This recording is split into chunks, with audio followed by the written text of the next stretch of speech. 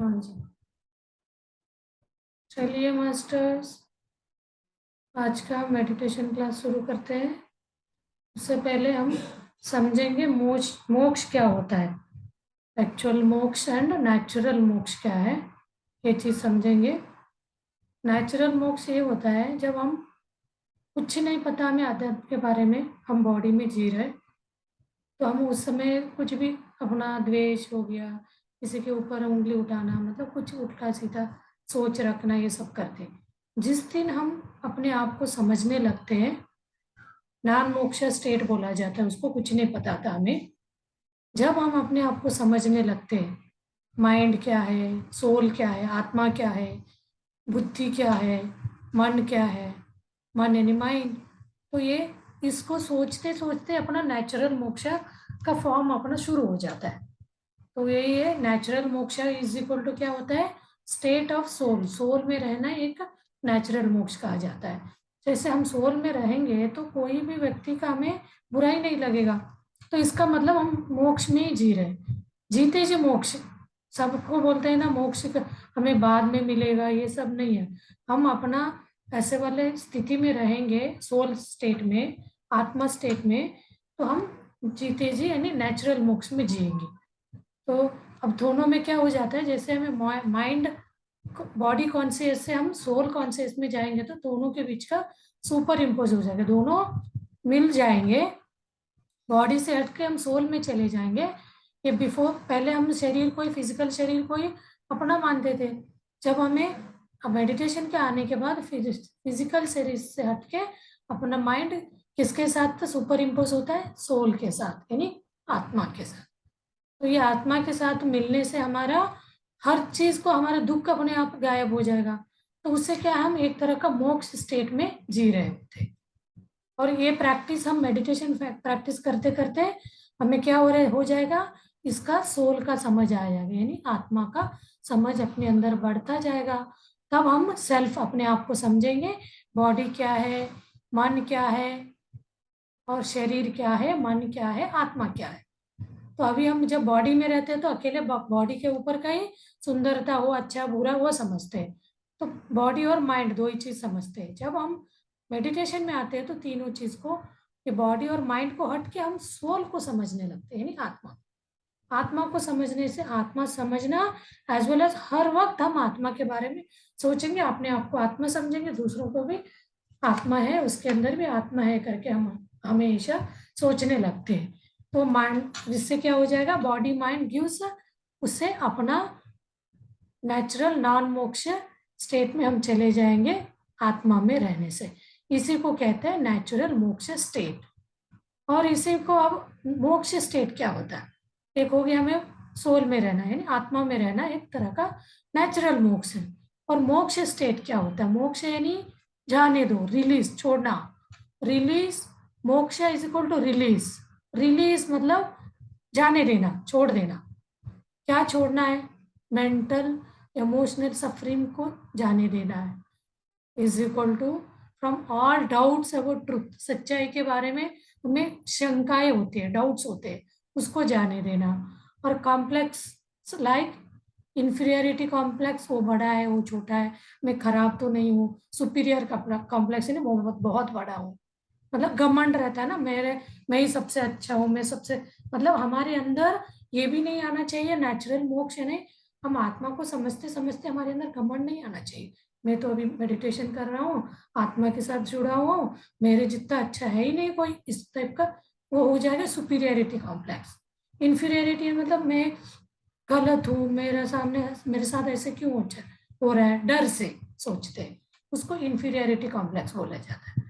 तो इन सब चीजों को भी हमें रिलीज कर देंगे, जाने देंगे, तो हमें क्या मिलेगा, मोक्ष का स्टेज में हम जीते जी रहेंगे।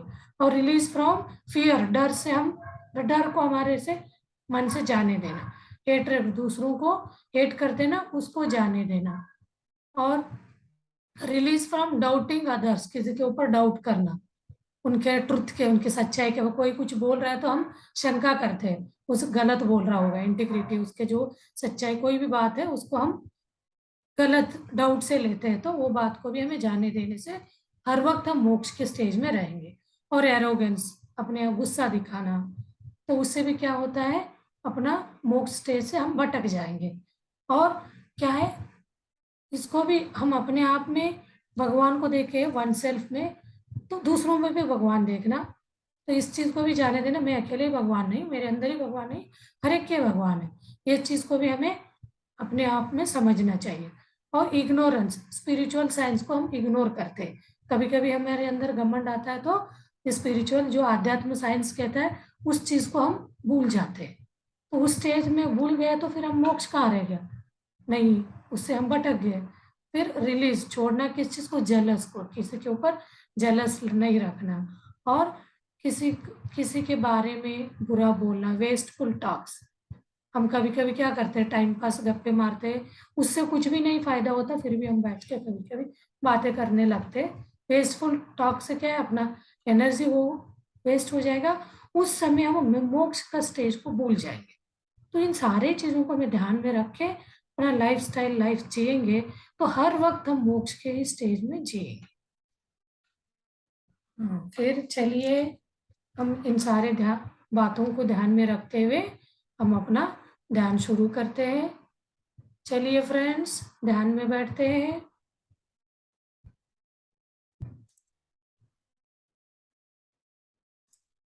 पानी पी लीजिए थोड़ा, ध्यान में बैठने से पहले। और अपना हाथों को क्रॉस इंटरलॉक करिए, गोद में ऊपर हाथ रखिए, और चेयर में बैठे तो ऐसे क्रॉस करके जमीन पे अपना दोनों कैंची जैसे क्रॉस करना, पैरों को जमीन पे टच करना है। और चेयर में आराम से आप बैठ सकते हो, कंफर्टेबल जगह को चूज करिए, ज़्यादा तक बैठने से भी आपको थकावट ना। तो आराम से बैठ के हम ध्यान में बैठेंगे तो धीरे से क्या करना है, आप अपने नेत्र को बंद करिए। जैसे नेत्र बंद करते ही हमारे अंदर का इंटरनल जर्नी शुरू हो जाता है, शरीरों के अंदर के अंगों अंगों को देखने लगते हैं अंतर्मन से।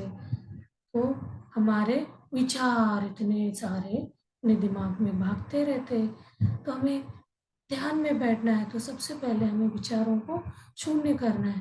कैसे करना है, उनको दबाव डाल के, उनके ऊपर प्रेशर डाल के, उनके ऊपर जोर डालेंगे तो हमारे सिर में प्रेशर और बढ़ता जाएगा। हमें उनके ऊपर कोई प्रेशर नहीं डालेंगे, कोई दबाव नहीं डालेंगे। अपना पत्री जी का दिया हुआ सबसे बेस्ट इजी मंत्र टूल जो है क्या है, अपने श्वासों पे ध्यान देना। कैसे श्वास, सहज सरल कोमलता, कोमल वाला जो अपना सहज ब्रीथ होता है, श्वास होता है, उस श्वास को हमें सुनते देखते जाना है। श्वास को देखते जाते, देखते देखते क्या हो जाता है, अपने विचार शून्य होने लगते हैं। जैसे जैसे विचार शून्य होता है तो अपना अंदर थर्ड आई, सॉरी, अंदर विश्व प्राण शक्ति अपने ब्रह्मरंध्र से, अपने सिर से अपने शरीर में एंटर करती है। जैसे ब्रह्मरंध्र से विश्व प्राण शक्ति एंटर करेगी तो अपने पूरे शरीर को क्या करती है, सारे अपने नाड़ियों को, जितने भी अपने शरीर में नाड़ी है ना, सारे नाड़ी मंडल को शुद्ध करती है। जैसे नाड़ी मंडल शुद्ध होते जाता है, भरपूर अपने शरीर में विश्व प्राण शक्ति भर जाती है। वो भरते भरते तो उस बीच में कोई विचार आ गया तो फिर आप अपना ध्यान को श्वासों पे ले आना है। जैसे अपना मन भटकता है तो श्वासों पे ध्यान ले आइए। जैसे अपना श्वास पर ध्यान लेते लेते विचार शून्य हो जाएगा तो शरीर में प्राण शक्ति पूरा भर के ओवरफ्लो हो जाएगा। तो ऑटोमेटिकली अपना सोच, अपना ध्यान भ्रुकुटी के बीच आईब्रो पे, थर्ड आई पे आपका ध्यान आ जाना चाहिए। आ जाता है वो अपने आप, पूरा सोच जीरो हो जाएगा तो धीरे धीरे यहीं पे आएगा। आप उसको ऑब्जर्व करते करते आपका ये इन ब्रेथ आउट ब्रेथ लंबा लंबा रहेगा, बीच में धीरे धीरे छोटे होते होते, मैंने बोला ना, इसी ये है अपना पिरामिड। तो पिरामिड शेप में से आप ध्यान, श्वास को ध्यान, तो वो छोटा होते होते होते जाके पूरा शरीर में प्राण शक्ति भर के उच्छेदन होते होते वो अपना ध्यान पूरा इधर आके बैठ जाएगा। उसी में हमें अंदर आगे चलते जाना है, उसी से हम अलग दुनिया के यात्रा करेंगे। परमात्मा से जुड़ेंगे, सर्वात्मा से जुड़ेंगे। चलिए दोस्तों, हम अपने ध्यान पे आगे बढ़ते हैं। श्वासों पे ध्यान ले आइए, सरल सहज कोमल ध्यान पे ध्यान, श्वास पे ध्यान ले आइए। मुस्कुराते मुस्कुराते अपने श्वासों पे ध्यान ले आइए। जैसे हम श्वासों को ऑब्जर्व करने लगेंगे तो इन ब्रेथ अंदर आते हुए श्वास, आउट ब्रेथ बाहर जाते हुए श्वास, उन दोनों के बीच को ऑब्जर्व करते करते हमारे विचार धीरे धीरे कम होते जाते हैं। जैसे हम ध्यान में बैठते हैं तो हम अपने साथ बड़े बड़े शक्तियों को अपने साथ हम आह्वान करेंगे। जैसे कि हम मानते आए बचपन से, भगवान से, मूर्ति से पूछते आए, उन सारे शक्तियों को हम अपने साथ बिठाएंगे ध्यान करने के लिए। चलिए हम अपने भगवानों को अपने साथ ध्यान में आह्वान करते हैं। शिव भगवान को आह्वान किया हमने, कृष्ण भगवान को आह्वान किया, गणेश भगवान को आह्वान किया। जो भी आप भगवान को पूछते हैं, आराध्य मानते हैं, आपको ये न लगे हम मेडिटेशन करते अपने भगवान को बोले नहीं, हम उनसे कनेक्ट होने जा रहे हैं, अपने अंदर के आत्मा को रियलाइज करके परमात्मा से जुड़ने जा रहे हैं। उनके सारे शक्तियाँ हमारे अंदर आके हमें शक्तियाँ हमें प्रदान करेंगे तो हमें और उन परमात्मा से मिलने के लिए, रूबरू होने में बहुत हमें शक्ति मिलेगी, एनर्जी मिलेगी, चैतन्य शक्ति उत्तेजित होते जाएगी। तो हम साईं बाबा को बुलाएंगे। जो भी जितने भी आपको है सबको, कोई कोई तो आपको लंबे टाइम के लिए आपको ध्यान में बैठना है तो 10-15 मिनट तक आप सारे आपके जिंदगी में जितने भी अच्छे सोच के लोग आए उनको भी हम अपने ध्यान में बुला सकते हैं। जैसे कि हमने माता पिता से इतने अच्छे अच्छे संस्कार सीखे, जीवन के पाठ सीखे हैं, उनको भी हम अपने, कभी वो शरीर छोड़ के चले गए तो भी हम उनको अपने साथ अपने ध्यान में बिठा सकते हैं। अपने गुरुओं से हमने बहुत सारे चीजें सीखे रहते हैं, उन सारे गुरुओं को भी हम अपने ध्यान में बुला सकते हैं। और गुरु को बुलाया तो हम अपने सुभाष पत्री जी को बुलाएंगे। उनके बहुत वाइब्रेशंस होते हैं, उनको साथ बुलाने से भी हमें ध्यान करने में बिल्कुल डीप ध्यान में मन लगेगा। तो चलिए दोस्तों, हम सारे भगवानों के साथ, पवित्र आत्माओं के साथ, प्रकृति माता के साथ, प्रकृति सबसे बड़ा चीते से हम आंखों से देखने वाली एक बहुत बड़ा भगवान है। उन्हीं के साथ हम जी रहे। जितना हम प्रकृति से जुड़ के रहेंगे, प्रकृति हमें हर चीज का सहायक करेंगे। तो उनको भी हम अपने ध्यान में लेते हैं। तो धीरे धीरे इन सब के साथ मिलकर हम अपने ध्यान में आगे बढ़ते हैं। अपने श्वासों पे ध्यान लेते चलेंगे। शुरू में हमें कुछ नहीं करना दोस्तों, अपने ध्यान पे, अपने श्वास पे ध्यान लेते हुए चलिए। तो हम अपना ध्यान को कंटिन्यू करते हैं म्यूजिक के साथ। चलिए दोस्तों, अभी मैं म्यूजिक लगाती हूँ।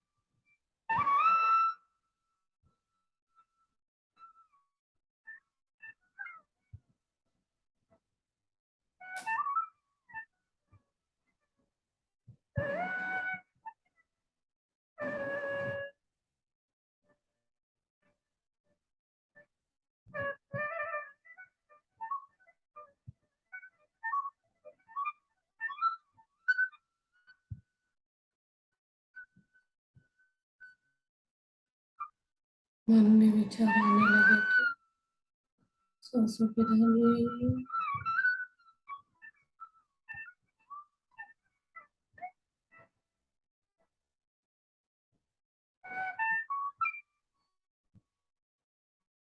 सांसों पे ध्यान डालिए।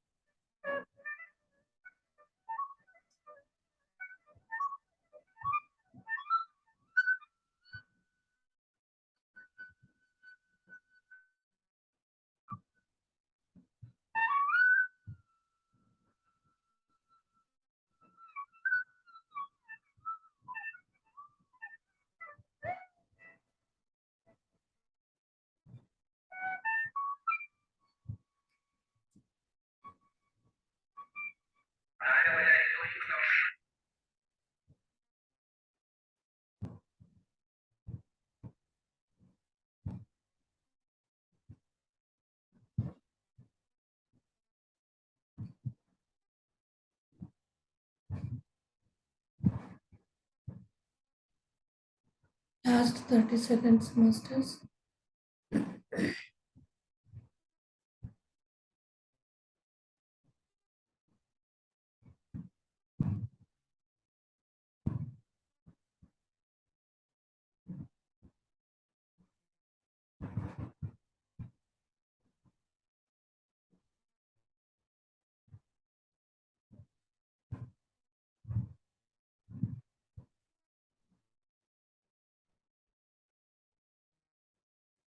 जो डीप ध्यान में है वो ध्यान कंटिन्यू करिए। जिनका ध्यान से बाहर आ गए जो अपने शरीर में आ जाइए धीरे धीरे।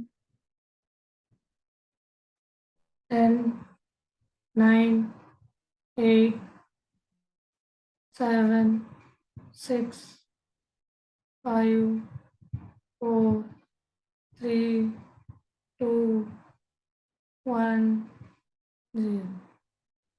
धीरे से अपना हाथ खोल के आंखों के सामने रखिए फ्रेंड्स। 5 सेकंड के लिए। 5, 4, 3, 2, 1, 0। धीरे से हाथ सामने लाते हैं, आँख खोल के ना उंगलियों को देखिए और ग्रेटिट्यूड व्यक्त करिए अपने शरीर के अंगों को और अपने गुरु पत्री जी को और सारे भगवानों को हमने इनवाइट किया था। उन सबको हम बहुत बहुत धन्यवाद और उनको ग्रेटिट्यूड व्यक्त करते हैं। Thank you thank you thank you very much हमें सपोर्ट करने के लिए, हमें ध्यान में बैठने के लिए हमारे साथ। क्लैपिंग के साथ इसको थैंक यू दोस्तों ध्यान में आने के लिए।